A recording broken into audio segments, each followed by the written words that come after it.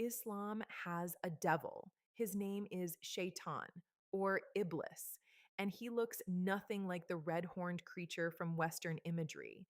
The Islamic account of who he is, where he came from, and how he operates is one of the most psychologically sophisticated portraits of evil in any religious tradition.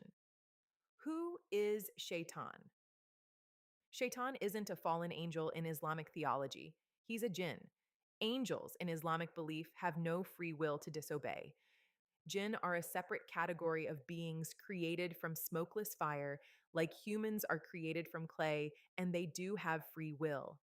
Iblis was a jinn who had risen so high in worship and devotion that he lived among the angels.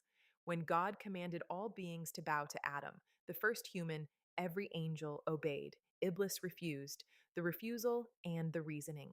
Iblis didn't refuse out of laziness or hatred, he refused out of pride.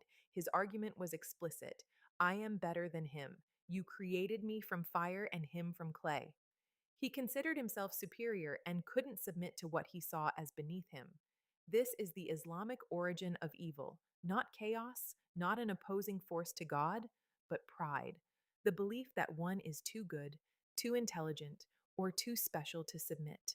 God expelled Iblis, but Iblis made a request: give me time until the day of judgment, and I will prove that most humans aren't worth the honor God gave them. God granted it. How Shaitan operates. This is where the Islamic account becomes remarkably sophisticated. Shaitan doesn't primarily work through dramatic temptations. The Quran describes his method as waswasa, whispering, subtle suggestions, gradual nudges. He doesn't force anyone into anything. He can't. The Quran is explicit. He has no power over human beings except the power of suggestion.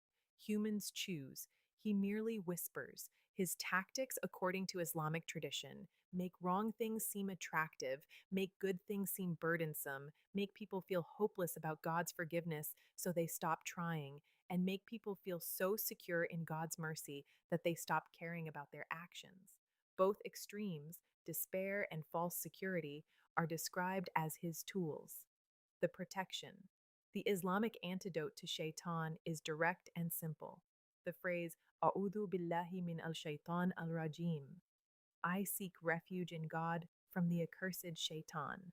The Quran instructs believers to say this when they feel his influence. The idea is that shaitan operates in the space between a person and God, and closing that space is the protection.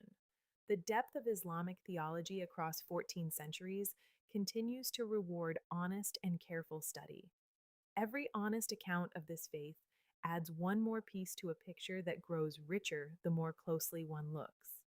Context and nuance separate real understanding from oversimplified summaries that miss what actually matters.